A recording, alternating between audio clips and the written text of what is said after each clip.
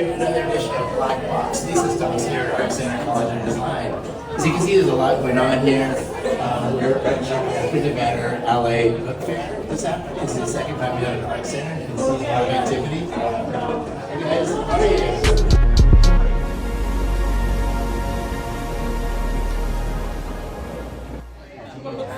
So as I mentioned before, this exhibition features graduate students from all the various disciplines. And we have two projects, incredible projects that are response to the fires, as mentioned. And over here in our Continuum Lounge, hey everybody, we have Samjan Fleming, and she is the Associate Chair of Graphics Design for graduates. And we have two incredible designers, artists here. First we have Yuxin Luo.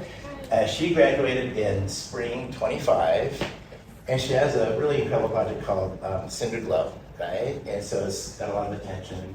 She's won awards for it. It's a really incredible kind of poetic project in response to the fires, and we're going to talk about that in a little while. And Samjan will take us deeper into that project. And over here we have Chng. Hey. And so she was actually part of Resilient Futures Lab, which is a studio we created last summer in response to the fires. And then we continued that in the fall. Mm-hmm. And along with her partner, Yuxin Luo, who couldn't make it today, they made an incredible project, kind of an art space, I think, for the community who lost for the creatives there. So how are you guys doing?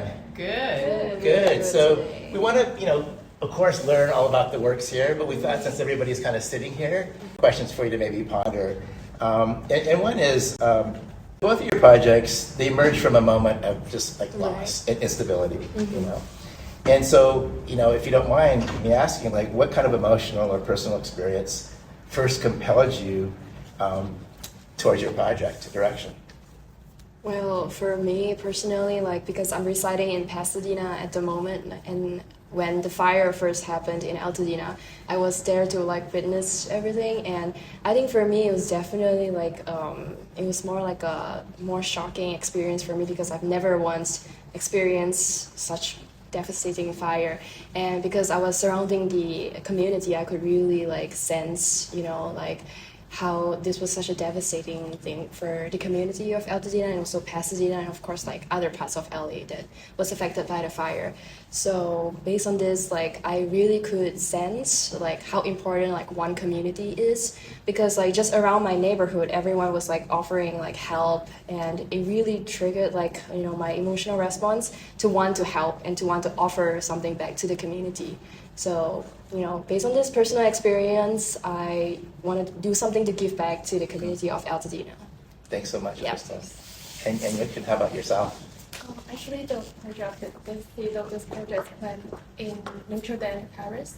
So when the Eden fire struck Los Angeles, I was visiting Notre Dame, which is a place that just come back from fire. And when I was in the church, that the weight of the contradiction between the weight of history and the freshness of the rebuilt architect just gave me a sense of lost. There is a sense that they are gone forever. Mm-hmm. And at that time, just looking at the window and thinking what we as designers can do. It's just more like an intuitive thinking of want to help. Yeah, exactly. Yeah. One of our camera persons was locked out. Hey. Okay. I mean, well, you two are a testament of the voice for your generation as designers. So we really appreciate the work you've got here at Art Center with us all. As a designer in design, we often talk about design, problem solving, right, Yeah. But your works feel more like storytelling, narrative, and kind of more about healing and a cultural response. I mean, so would you call yourself a designer or a narrator or an activist or something else? Okay. As for me, as a designer myself, I never once thought designing was just about problem solving. For me, it was more about understanding people's voices, and it's about healing people. So for me, I think designing is for people. So I never really thought about designing problem solving, because I feel anything that we're doing is sort of like problem solving. So I feel like if we really can understand people's voices and really look into what they really need and want, I feel like that's problem solving for them. So, as a designer, I will feel happy that, they get the response. So yeah. Yeah, thank you so much. Yuxin. As for me, I guess I'm more seeing myself as an observer. So either it's for more intense things like the Eaton fire or the normal world, because I think the objective world is all the same for us, but I want to try to work closer to it to find out my own interpretation to it, or express my feelings combining with my own experience. And I think for design, either it's furniture or lighting or graphic, it's just media to express the concept. Yeah, so I'm more thinking myself like to observe the world. Mm-hmm. I mean, I would just say spoken like true multidisciplinary designers, and that's kind of what we strive for, as graduate students. And I mean, it's spoken like mature designers here, Right. Yet you've just graduated. So what does Altadena represent to each of you, beyond the fact that, of course, Altadena is our neighbor here, adjacent to Pasadena, and we do have several of our community that live there, but what does it represent to you? For me, definitely, like I think I mentioned earlier a little bit, it's a community to me, because it's not that I've never experienced like a community like effort, but like I think especially after the Eaton fire, I could really feel like how one's community it's like, and how it's being lost, and how also it's being rebuilt and attempt to like push for the better future. So I feel like Altadena to me, like even though I also just reside like a few blocks down in Pasadena, so it's like kind of in between like Pasadena and Altadena, like I could really feel the community effort, which was what like really inspired me as a designer too. Yeah. Thank you. Yuxin. To be honest, I didn't really know Altadena before the fire, but when I went to the community, I saw so many different light trees in there, including the colorful tiles that survived from the fire, or the decorated door on there. And I'm started curious what people's life used to be there before the fire. And after that, I kind of start to feel like they have some sort of connection with it. And I later know that an instructor I really respect and like that he lost his house during the fire, and it's kind of made me more want to help. And after the project, Altadena is more than just a normal community. It's more like a friend. I want to know if it's recovered yet, and I went back to check what it looks like right now, and I feel glad that I see that it's recovering. So I think it's definitely means something special for me, and it teach me a lot. Yeah.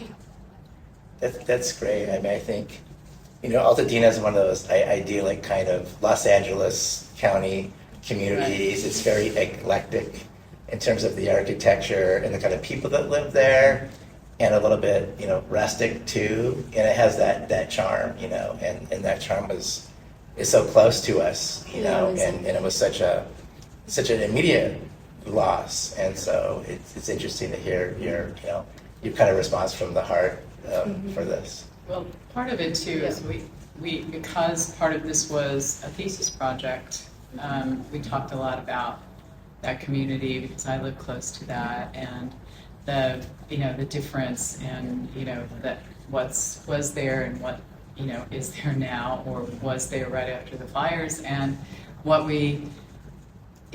I shared with Yuxin was that I still could see the beauty even in the the ashes of that place, and I actually took a lot of photographs there, and it was like the trace of people's lives, and watching that and feeling the sense of loss, but also seeing things that I know would inspire others if you captured it, right? And I think that's what you guys found too, is like those traces that could be the seed of something new. that could be the thing that regenerates in different forms. So I think there was a lot of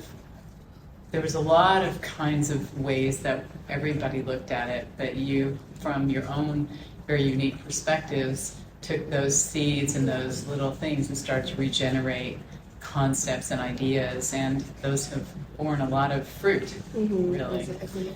So I think that that's, you know, kind of part of the process too. And to carry on with that point, what surprised you both in the process of going through it? Like, you know, we learned so much right away, but then you embarked on this design journey for this and going through that seedling. What were some of the things that surprised you as you went forward and you kind of like gave you insights for your direction? I think to add on a little bit about what she mentioned about, like, you know, the beauty of what was destroyed or like discarded, because it was also like I was also researching about like the Altadena community like before this project, the Nest. So I was working on this like exhibition which helps to like bring back the Altadena community together, and I was like mainly inspired by like the resilience of campfires. Not campfires. The resilience of fireplaces. Yeah, because when I was on site, I saw so many like standing buildings which are made of bricks, and they are all like fireplaces. And I was just like, there was a moment when I was just standing there and like, wow, like all the fireplaces that once brought so much warmth to the living environment of like a household is now like standing so strong even after the fire. I mean, yes, like, you know, it's built to like resist fire, it's built to like, you know, have the fire to like give warmth. But like, I think what really like spoke to me was how like, even though it's standing there and like it's looking not like the fresh looking fireplace that was once like in somebody's living room, for example, I could still see like the history of like what was happening surrounding the fireplace. And that was what like really warmed me and like touched me and inspired me to do so many projects revolving around the Eden fire. Yeah, and for the nest, similarly too, I was inspired by whatever that was like, you know, left over. It's like the ruins, but I don't really want to call it the ruins because to me they're not really like ruins. Yeah, I feel like they're the next steps of like what we can, you know, build in the future. Yeah, so those are the things that are definitely like surprising to me, and that really plays a big part in inspiring like my projects. Yeah. Thank you. For me, the surprising part is the real experience of knowing nature always design better than us. One of the challenge, the biggest challenge in the project is actually for the lighting, very detailed subject is that to find a place to hold the delicate light. And I kind of got stuck into it for a while, you know, from a perspective from a designer. You kind of looking at it in the form, like where should I place it, like test it around, and it just didn't feel right and feels kind of artificial. And then I went back to the original inspiration, which is just a tiny branch, and I found there's a knot on it, and that's kind of the place, kind of the final solution stays very subtle, but you can place the light. It just feels very natural. It's just there, and that's the things that we all feel like we have never be able to be good as nature, even just a little branch. It gives you all the answers you want.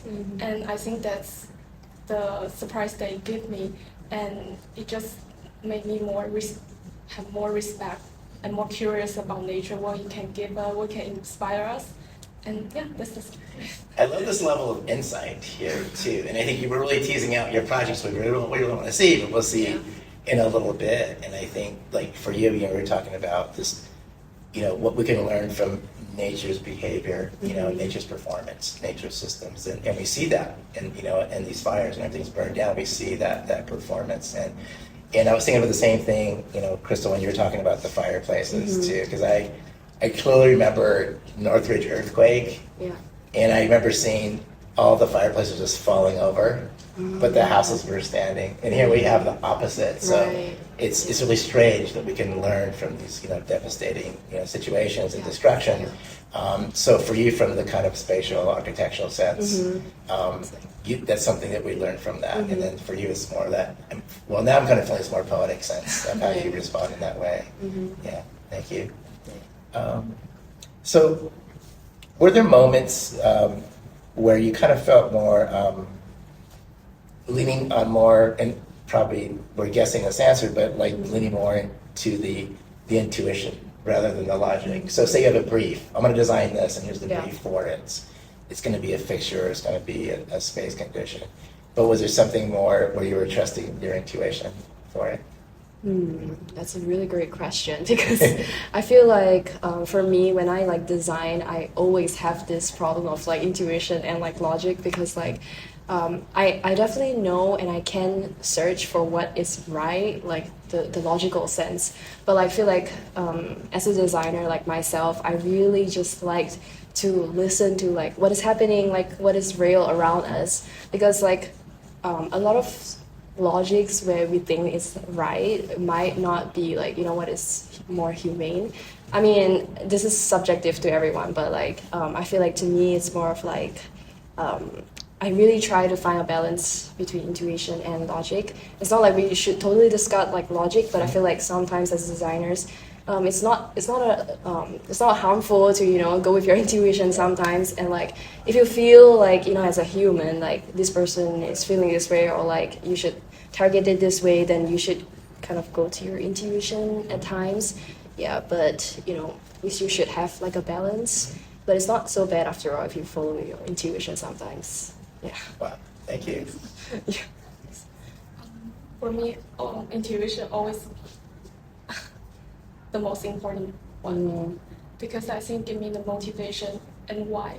Like give me a reason of why am I doing this, or it just without the intuition, it just if you always just follow the logic and mind, there is always people will think the same way as you think, because logic is objective. Logic is not objective, I think. Yeah. And so, for me, the honest imperfection is always better than the polished logical work, because you won't feel really connected. I think it's definitely the difference between commercial products and art.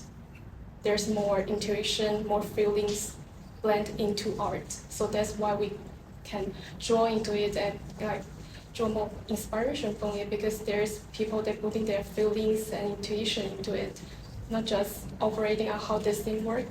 I mean, it's like the process for me is more like follow the intuition to have the starting point, and then use the mind or logic or the skills we develop in our center to polish it.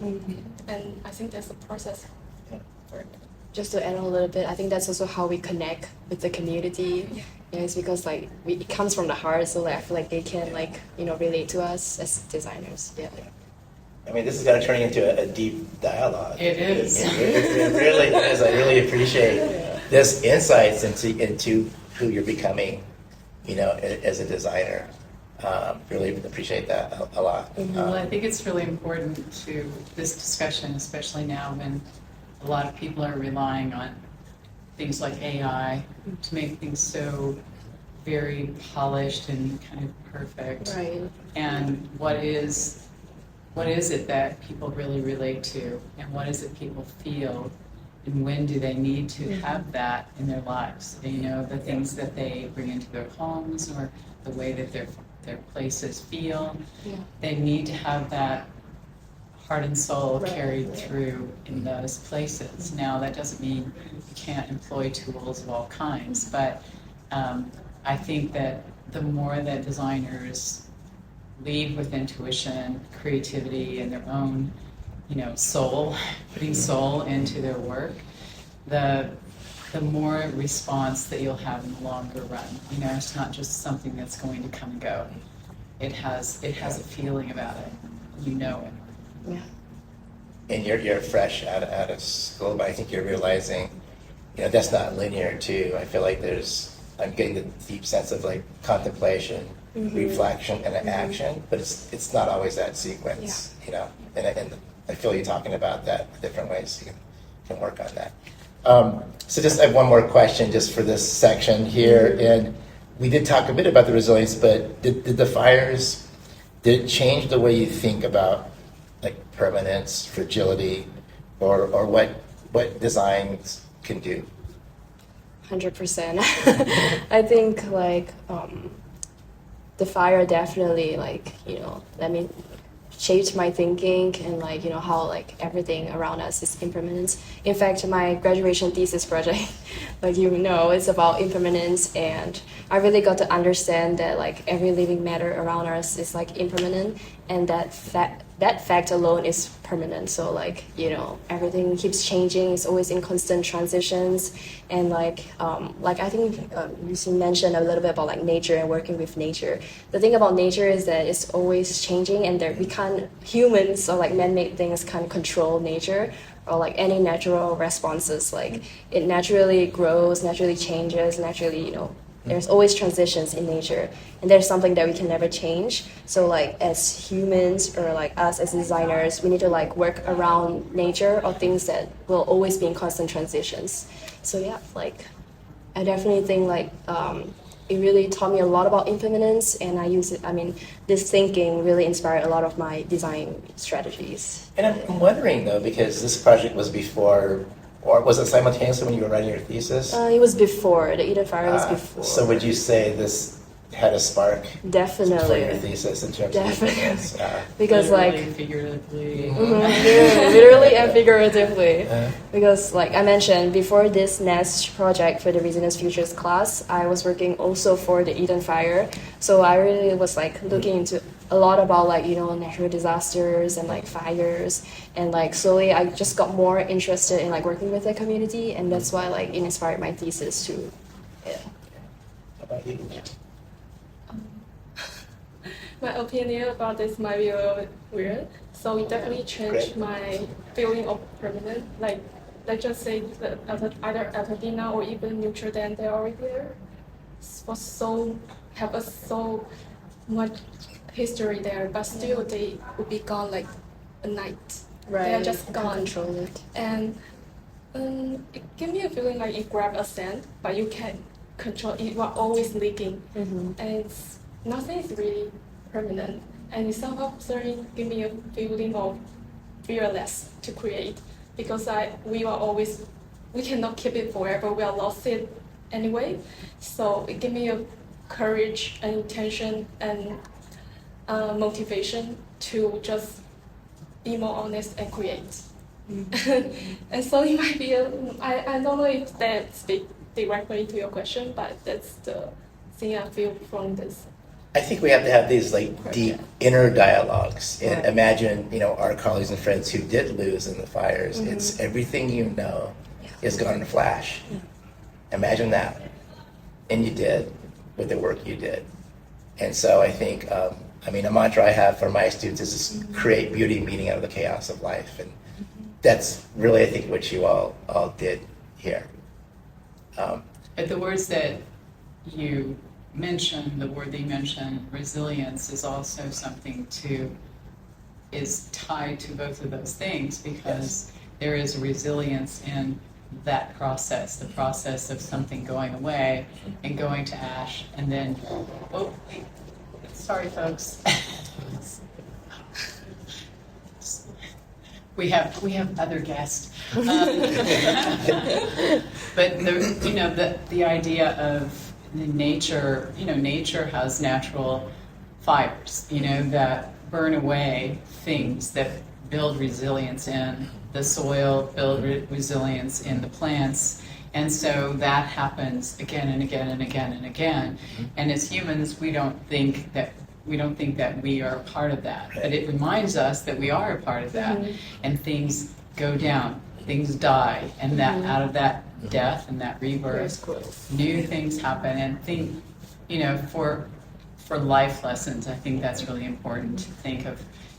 Sometimes you just don't feel like you're going to be resilient, but if something like that can be resilient, anything can be resilient. Anyone can be resilient. A little plant can come back. It's amazing, And we always think like these things happen to others, Right. Yeah. And this is our community. And maybe one more thing before we go on too, because I think Samjan made me think like resilience and resilient, and that word is sort of like almost our new sustainable word, but I'd like to ask you too, like, what do you think about that idea of resilience? What did it mean to you before? What does it mean to you now? I think, like you mentioned, right, like it's just a word, but like, recently more people are starting to use the word like resilient, like, oh, we have to have resilience, or this is a resilient thing, like this is a common word now. But like comparing the past, I didn't really think much about this word because to me it's just a word. But like for me, I think because I had so many projects revolving around resilience, so I really got to understand like what resilient really is, like what being resilient really is. And like, through this project especially, I really got to understand that resilience more than just like pushing forward, but to look back and look at the current state and then like looking at what you can do for the future and continue again. It's like a whole cycle.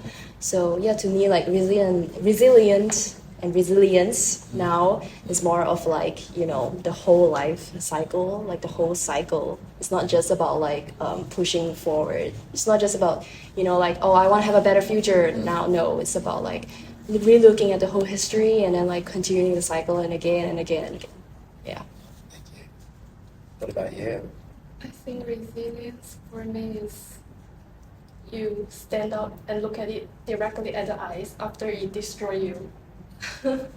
It's just it's the same as life, right? So the fire attacked Altadena, but during the fire they also have the banner that say the flower here will bloom again. It's the same that we always need to look forward into the future to give us hope and energy, I guess.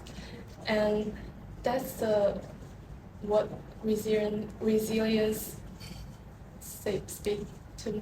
That's what that makes to me. Yeah. And I think it's one of the most precious quality of life. Yeah. Very well put. I think on that note, let's show the work. Okay. So Samjan and Yuxin, you want to take us over to the work here in the gallery? Yuxin, your thesis, you have two projects here, right? So one of them was a thesis work, which was the one that is called Altadena Rising, and this one's Cinderglow. And this one, the thesis really, whoa, the lights came up. The thesis really was based on, being inspired by form. So graphic design being inspired by form. And tell us a little bit about that. Like, how were you inspired by form in your process here? So all the projects start from the broken branch I picked up in Altadena. There it is up there. Can you And see this? I insert the light to it as a metaphor of going from where it breaks.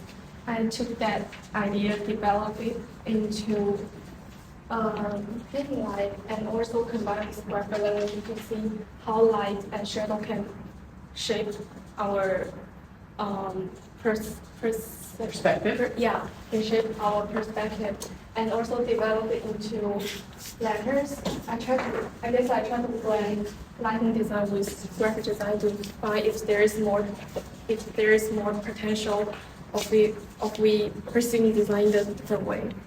There it is, fully lit with its shadows, so you can see it. But what I loved about this process was there was a lot of trial and error in this process, and you tried so many different things. Like you said, it was, not until you came back to nature, in a way, did you figure out the solutions. But you did also, test a lot of different ways to bring this little bit of light into that dark place.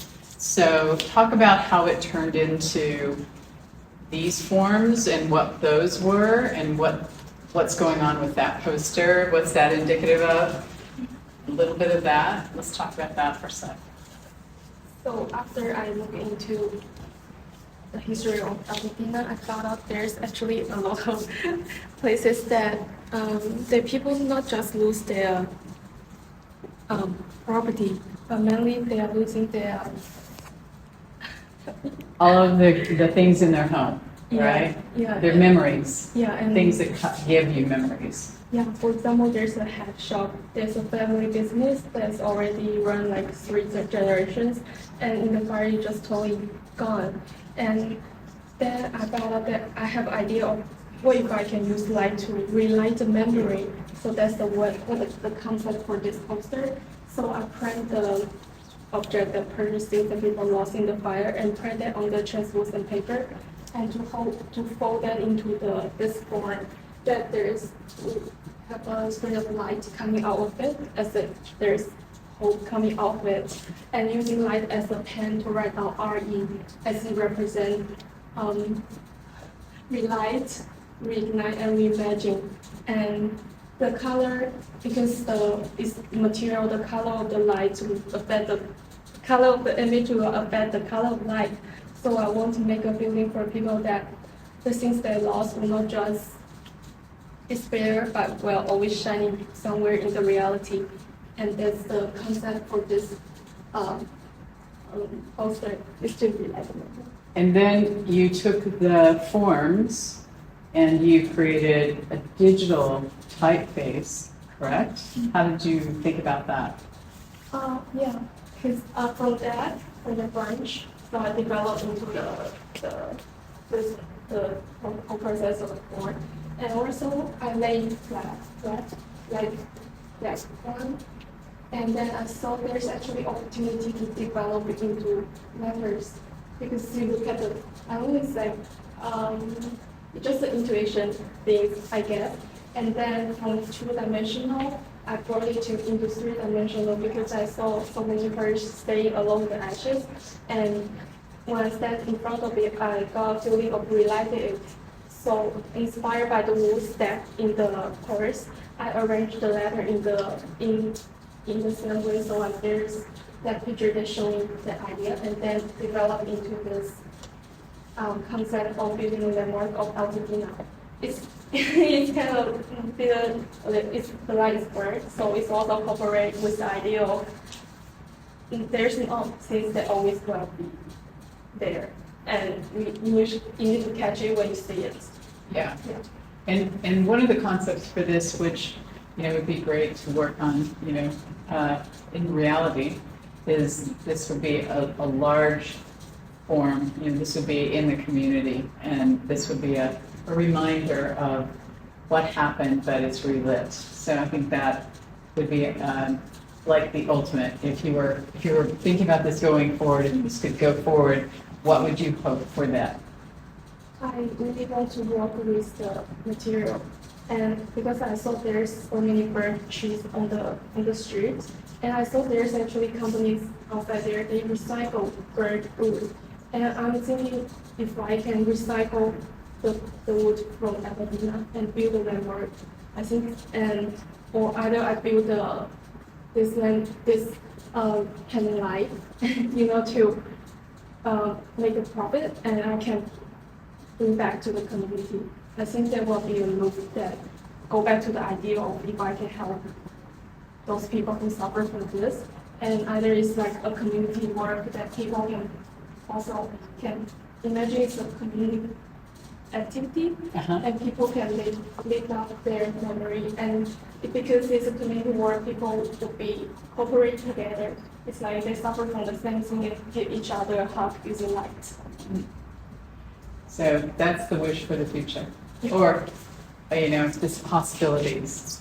I love that. It's so poetic. And I kind of had a question. I was thinking about you and your career at Art Center too, and I know you did furniture, and I think some of this you developed in an illumination class. Could you talk about that, or did you think about this idea with that in mind, or how did that work for you? How do I come up with the idea of building a hanging light? Well, I mean, so we have different classes at Art Center, right? and you're learning new tool sets and new technical skills. And so when you had, I think you were in illumination with Penny Herskovich, and Dan Gottlieb, how were you ever thinking in your mind that this is an area you wanted to explore?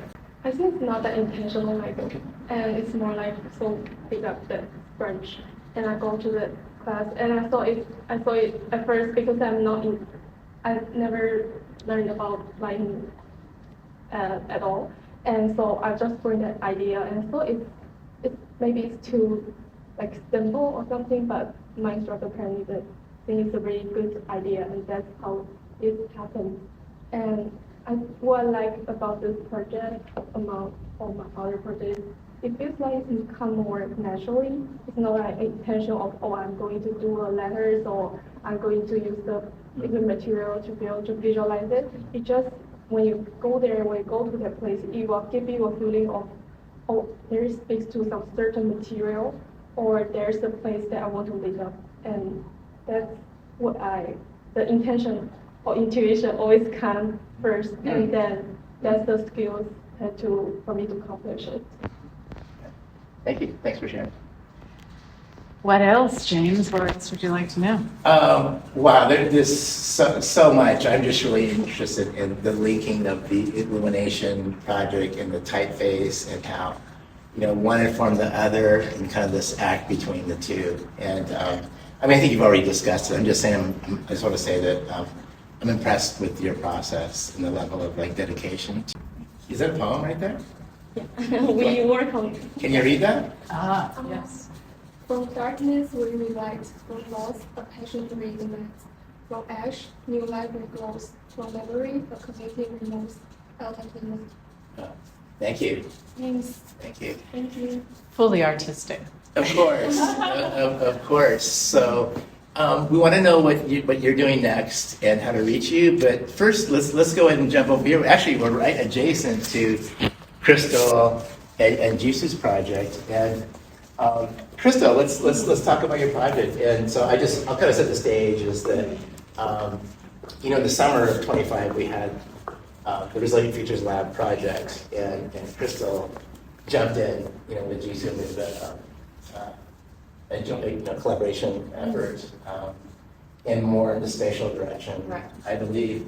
But do you want to explain the process from the class? And then maybe start at the beginning. The process, okay. Yeah. So the mess is basically in collaboration with my partner Jisu Han. So it was a really tedious process to get to where we were. So we started off from if you can come closer. We started off with really looking into our spaces that surrounds us. And because our spaces are more than just our physical spaces. It's not just about grounds, walls, and ceilings, but we really want to look into our imagined spaces as well, thinking about what lives around us. So for example, our family members, our friends, and what was happening around us. Those are our imagined spaces that are often forgotten. So we really for example, this is a little in-class project process that Jisoo was like working on. She really looked into like her grandmother's house and how like living with her grandmother was like, and it really inspired a lot about like, you know, it triggered a lot of emotional responses about like the living spaces around her, and also like you know, things like physical objects that used to be in her grandmother's house that maybe isn't here anymore, but like it still holds like a deep attachment to Jisoo herself. So, you know, there's many like memories surrounding like grandmother's house that it will never be forgotten, even though it's gone, like physically gone. Yeah. And before you move on, the studio was taught by Emil Merzel and myself, Yeah. and this project was really inspired by you know, Gaston Bachelard, the French philosopher, and who writes a lot about what does a home mean. Mm-hmm. And he kind of, the prompt was really like, if the home contains our memories and dreams, what if we lose that? Yeah. What does that mean? And that was the prompt that was given to you. Right. And kind of create this little exercise, this little bit of like clue or something like that, and just really thinking about the sort of like organizational aspects of it. Mm-hmm. And then from that part, what did you do? Yeah, so we were just looking into like physical objects and, you know, playing with how like every parts of our home shapes what a home is. It's not just about like the physical like house itself, like the building itself. So like I mentioned earlier, like even when things are gone, like when physical objects are gone, like the memories lives on. and maybe it stays with us even stronger than before because we tend to like have this tendency of like appreciating things that we don't physically have anymore. We have like a longing for the things that are not here anymore. So I think this, even though it's just a little in-class project, but it really triggered a lot of like emotional response that teaches us how we can like proceed with the researching process for the Altadena community itself. Yeah. What's this? Did that set the stage for the project too? These two The things? AGs? Yes. Yeah, so after researching about like our imagined spaces, we were like, maybe you can see this. But we were like just, messing around with like ADUs and like seeing how like just a small ADU in someone's residential home can, really like bring out life again. So like how it can be like resilient, how like a small ADU itself can be resilient, and how like as an artist, like how can ADU be used, for the artist like after the fire. And so we were really playing with a lot, like we were just testing around with like green roof system and like working with like many greeneries surrounding the small ADUs. And, like, because I feel like after the fire, people tend to be like more sensitive towards like the environment. So there's like mixed views. Some might say like, we want to avoid grasses or greeneries because like, that's what they caused the fire. But like, no, to us, like especially me and Jisoo, we don't think that way. We want to like work with the natural environments because they are what they like source us, and want to like work with them and give back to them and learn how we can live with nature. Yeah, so these are just little projects along the way that really help us to like understand how we can work more with nature. Yeah. So, Crystal, let's dig into this project too. Yes. So tell us all about it. Like, what is it? And Yeah. it's so interesting too. We see it looks somewhat submerged. Like, is this a landscape project, or is it an architecture project, or what is it and why? So to just introduce like the nest is basically like an artist community space that helps to heal and bring back the sense of creativity after the fire. And like a bird's nest, you're inspired by literally the nest itself. It helps to, serve as a place of gathering, rebuilding together, and also like a place that you can just seek solace and peace, like if they want to. And so to talk a little bit more about this architectural sense, so as you can see even in the physical model, you can just see like a huge patch of like landscaping grass. But actually, we played with like a one whole architectural building with like a two-level aspect. So we want to like seamlessly integrate our project with the community. So after the fire, everyone's like sensitive to like new buildings and like what is being rebuilt. So we really want to like see how we can be really sensitive about the environments and the nature. So as you can see on the first surface is a green roof system that acts as a public park, but also it helps to serve as a green roof that helps to provide shading and like make this whole project like self-sufficient. So speaking about being self-sufficient, we have a few like we have a few systems that we use in our architecture. First being like the green roof structural system, like I mentioned, it serves not as a shading, but also like to help regulate temperatures and cool the interior. Because below the green roof, we have several studio spaces for creating art. And we also have like, a central gathering space, community space, seat bank, and also like, like a community used work studio, like a sharing tool repair lab. So where they can all like come together and like, share their artistic tools, or like if they need to like fix certain things. Yeah. And so to speak more about the other systems that we have is by utilizing a central bioswale system where we like harvest the rainwater and helps to like, pump it back to the green roof. So everything is being like regulated naturally. So like we are just really looking into how we can work with our surrounding landscape and the environment. Yeah.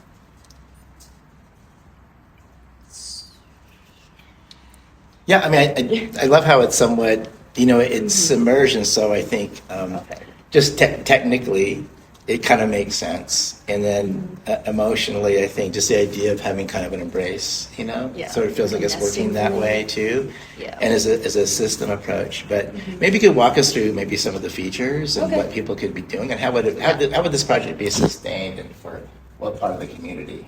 Okay, so like I mentioned briefly, we have a few studio spaces in the interior. So what you see here is on the exterior surface, and in the interior, it seamlessly blends with the exterior roof as well. So like anybody walking around this surrounding existing landscape can naturally walk down the green roof to the sunken, deep interior that will be accessed through the central aisle here, which will be exposed to the various artist studios that we offer in this project. So it caters to different artists of Altadena, because mainly we want to target the artistic community in Altadena, because we want to remind that Altadena is about creativity, and also through this project, it's not just bringing people together, but also to help remind that Altadena is it highlights creativity and also to heal through art.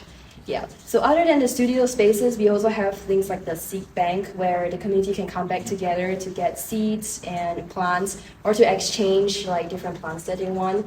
So it also serves as a community space.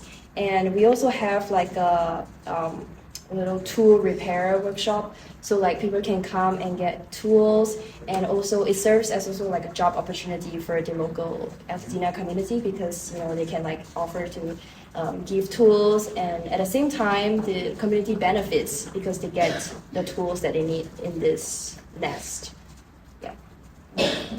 We also have this another area here where it is maybe we will see the picture on the other side.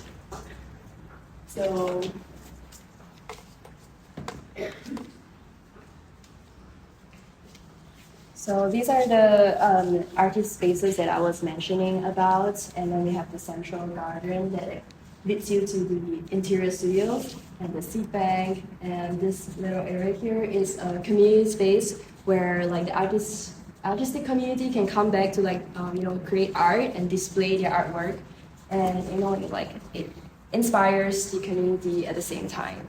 Yeah. Our main purpose for creating the nest is about healing the community again, and to symbolize that nothing is ever permanent, and we can always come back together no matter what happens. Yeah. Thank you. Thanks so much, Crystal. Really appreciate you walking us through all that, and really appreciate the dialogue we've had together. Yuxin and Sam, come on over. Samjan.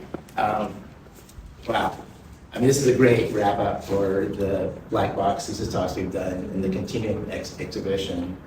And really great to see these projects and how you really consider community, and culture, and our neighbors, and what have they lost, and how can you create a space and design that responds to that, in a healing way. So. The more I hear about it, the more I really appreciate, what the thinking was, and that there's such deep thoughtfulness in all of this. I just wish more people could really hear about it. So hopefully they will. Yeah. Well, it's great that you guys are sharing this. And so to wrap it up, so Yuxin, what's up? What's next for you? What do you have exciting going on? Oh, some exciting things.